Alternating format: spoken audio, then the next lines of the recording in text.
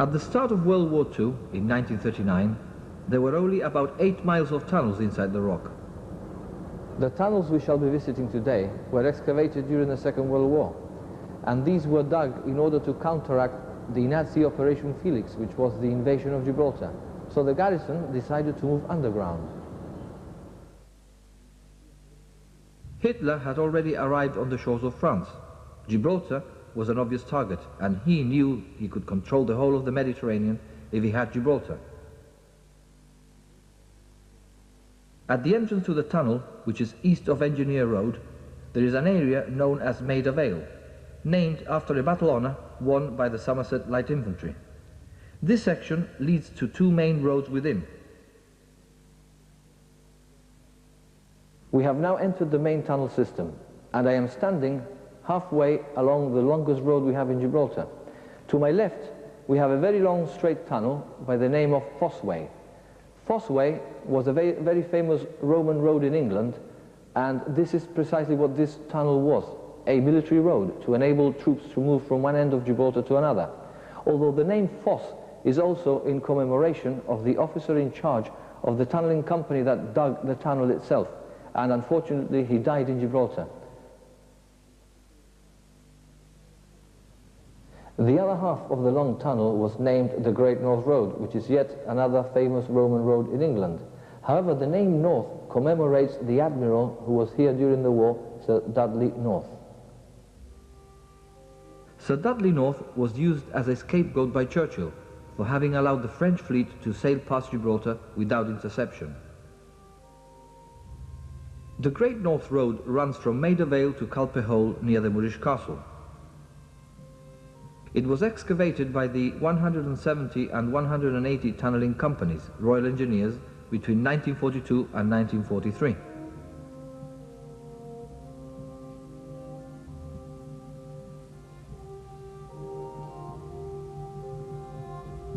The road is wide and runs in a straight line about 600 feet above sea level. It was the first vehicular tunnel large enough to take lorry loads of supplies to the many cavities. This series of tunnels links a great many areas of the rock. Monzel's Winze was dug in 1943. Its 466 steps lead past Moulds End Way right down to the Admiralty Dockyard Tunnel. Monzel was the major commanding the 178th Tunnelling Company.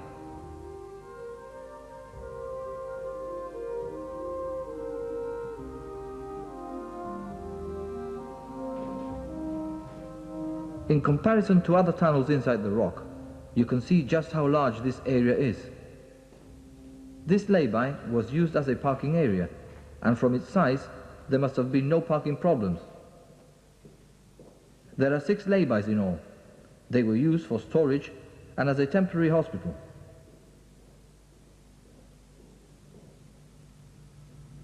As we move from cavity to cavity, there are a number of relics from World War II lying idle.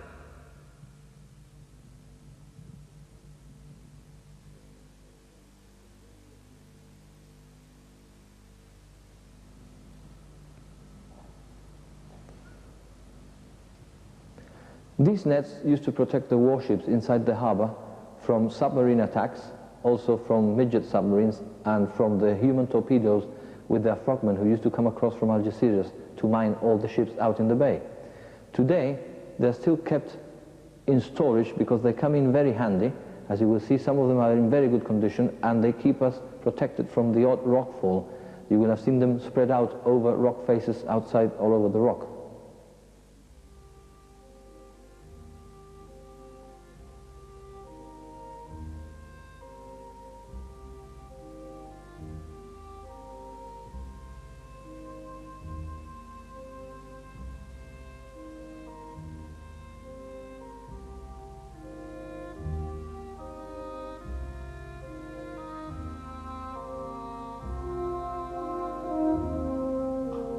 Deeper within the rock, there are more hidden cavities.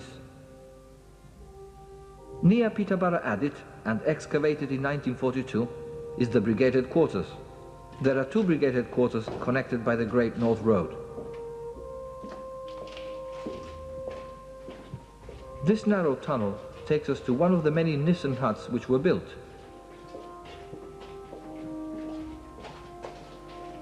The roof profile is poor, with hanging pendants of rock. Originally, there were two huts standing next to each other. The second one was used as a mess room for the officers. This particular one is the brigade headquarters. It's a reconstruction of the original hut which stood here during World War II.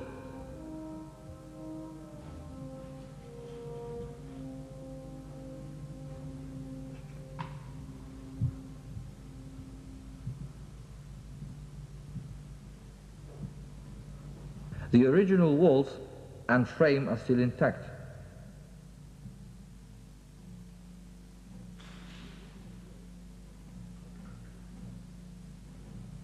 This place was used as a maps and operations room. It was in similar conditions to these that General Eisenhower directed the invasion of North Africa from another headquarters unit, which can be found deeper inside the rock.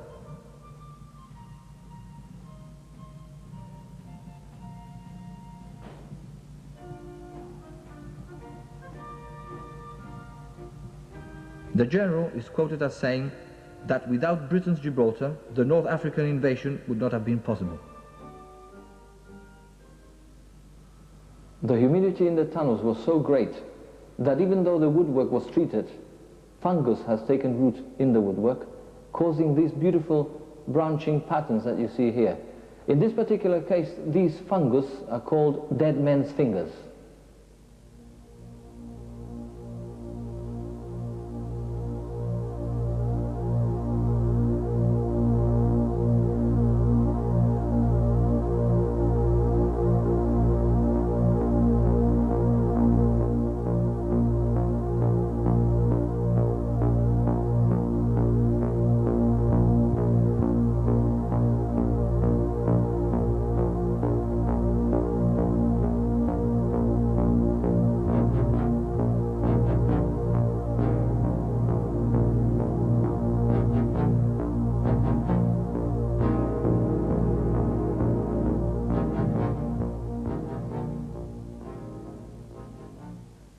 Once out of the headquarters, our next stop is at the Peterborough Chambers, which was one of the main storage areas. One of the chambers could have been used as a dining hall because of its close proximity to the cookhouse.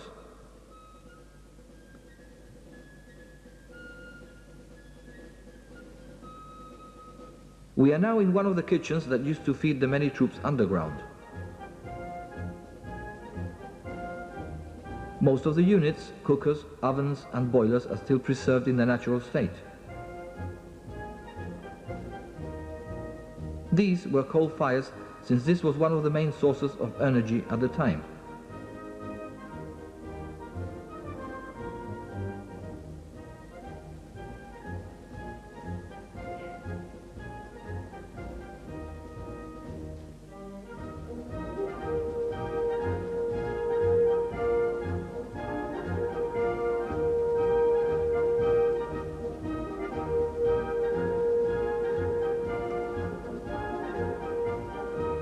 The outlet, which was used as a chimney, still exists.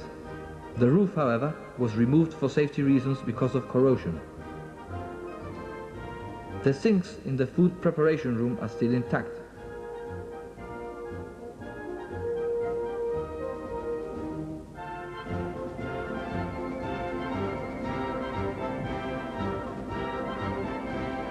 This exit next to the cookhouse shows how these tunnels were designed to run above the town, giving the troops mobility from one end of Gibraltar to the other.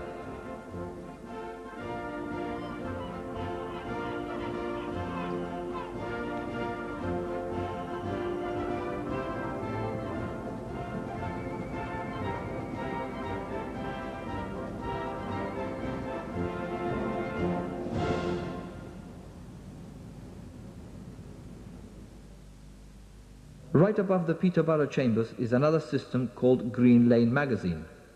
This was an ammunition magazine and later was converted for water storage, and it's where most of the pipes actually lead to.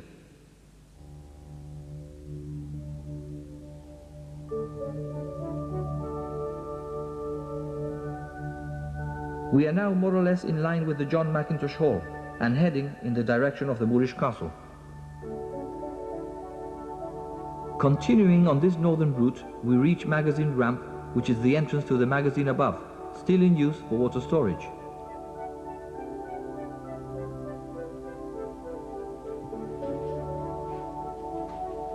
At this junction, the tunnelers were digging a blast trap for the magazine when they accidentally broke into a natural cave.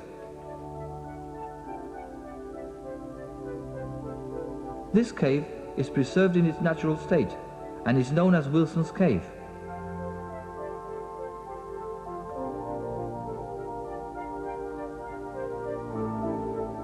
The cave contains a few stalagmitic formations.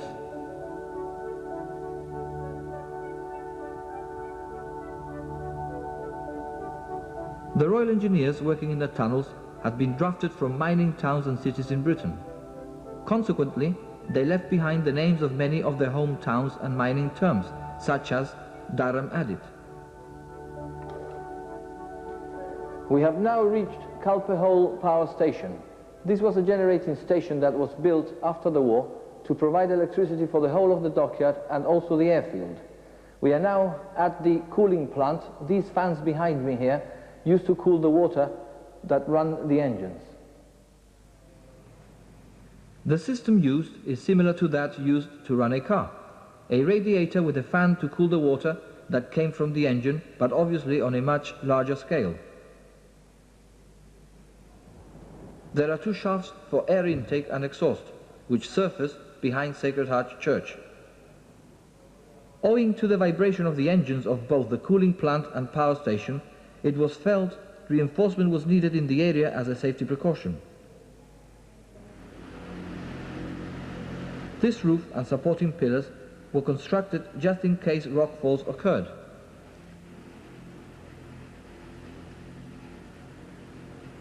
Following this canopy takes us to Culper Hole Power Station at the north end of the Great North Road.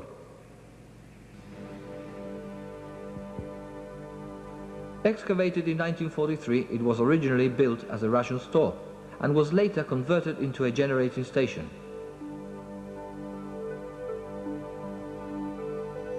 Each engine could produce 1 megawatt of electricity. They were diesel-powered marine engines, which were expensive to run.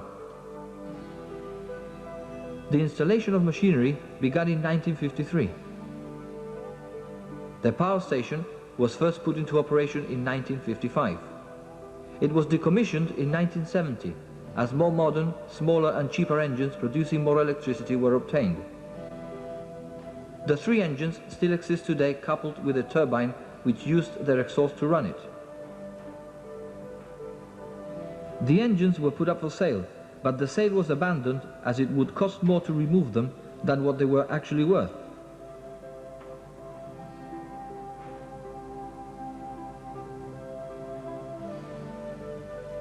The plant resembles a ship's engine room. The central panels are almost intact, and the neat wiring is something not to be missed.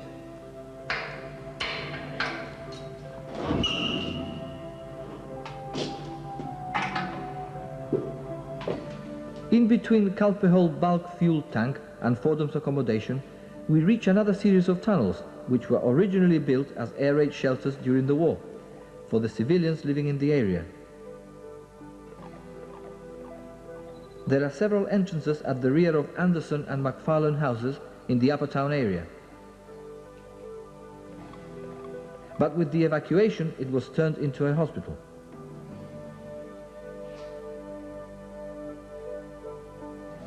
Today, we can still see part of the wooden benches where people would have sat during an air raid.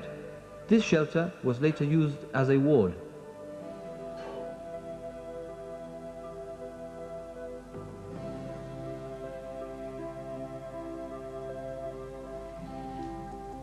Adjoining it is the operating theatre.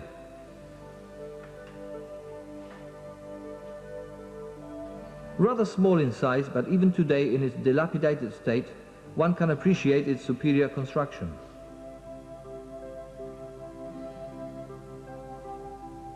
Proper air conditioning facilities were provided in this small unit.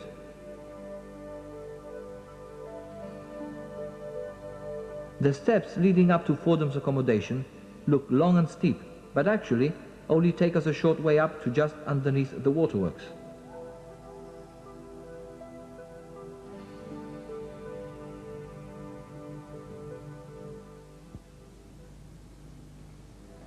You might have seen a grey pipe running along the same route as that we've been following. Fortunately enough, we've reached the end of it, and here behind me it goes up into the Gibraltar waterworks. We are now below the Gibraltar waterworks, and sitting above us are 16 million gallons of water. As the members of the 2nd Battalion, the Black Watch, known as the Muckers, that is, the men who removed the rubble, preferred to live next to their place of work, a 2-story barracks was constructed inside one of the water reservoirs.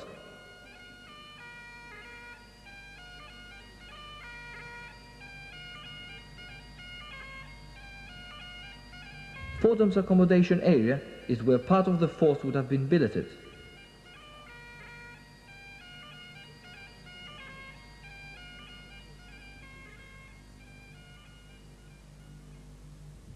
Here we also find a small power station which provided electricity for lighting and heating purposes to this area, and the hospital we've just come from.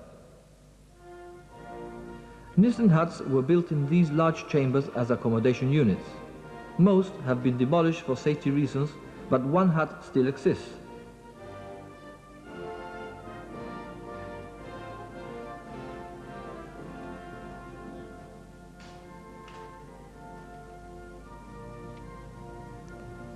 About 12 years ago, it was thought that water filtering through the rock was collecting in a natural reservoir deep inside the rock.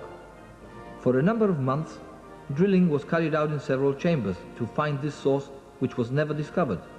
Today, the boring core samples still remain in a number of chambers.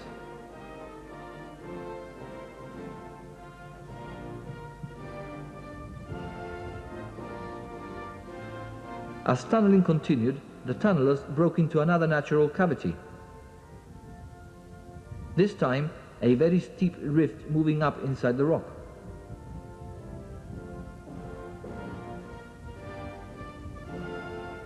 "173 Tunneling Company, Royal Engineers, left behind this plaque as a reminder of the work carried out during the war. We are now in Liddell's Union, which houses more storage chambers and water supply tanks. Fresh water was retained solely for drinking purposes. Salt water was used for washing.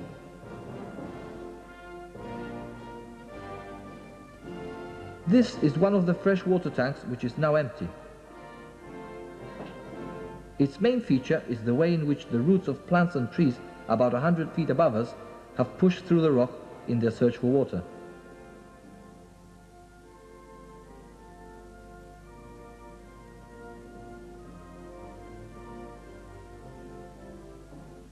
We have now reached Clapham Junction, a spot which has been very suitably named because of all the different tunnels which radiate from here. For example, we have the middle galleries running off in that direction, the upper galleries to my left, straight on Thompson's raise, which goes all the way down to ground level. We are about 300 feet above sea level at the moment, and right in front of us we just come through the tunnel system from the Second World War.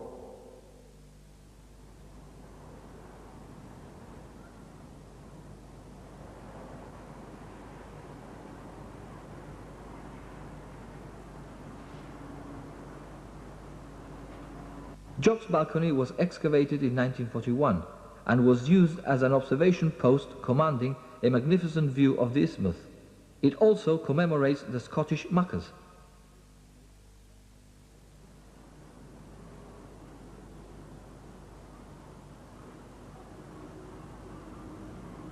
In many of these outlets, we encounter a series of blast traps which were constructed to protect the troops from a direct hit.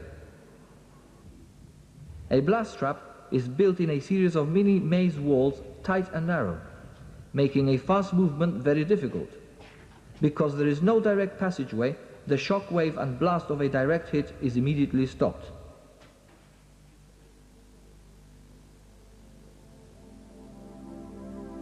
Running along the north face of the rock are a series of outlets for defense purposes. which served as gun and searchlight emplacements. In this particular case, this searchlight looks out to Eastern Beach, which was a possible landing spot.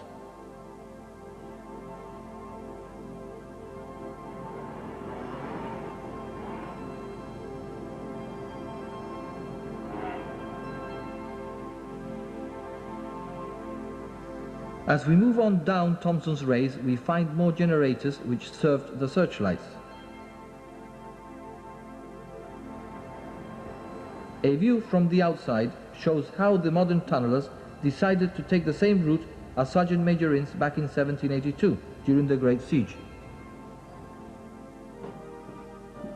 Having come down 595 steps, we are now at the bottom of Thomson's Rays, at ground level and almost at the end of our tour. McFarlane's Gallery is named after Sir Noel Mason McFarlane, Governor of Gibraltar between 1942 and 1944.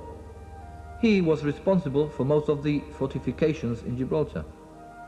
Known as Demolition Mac and called by the locals Ruina, because he was ruthless when it came to the knocking down of buildings to make way for the line of fire.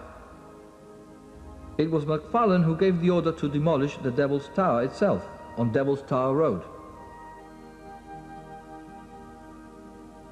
There are several relics from World War II still in their original gun emplacements.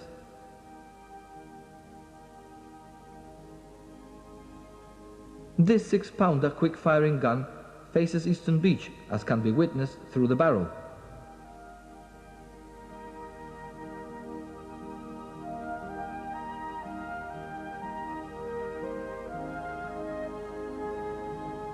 In another chamber, we find an old naval 4-inch gun, used during World War II, but dating back to the First World War, and pointing towards the airfield. In this area, there's another plaque commemorating the men of the Black Watch, who manned many of these gun positions.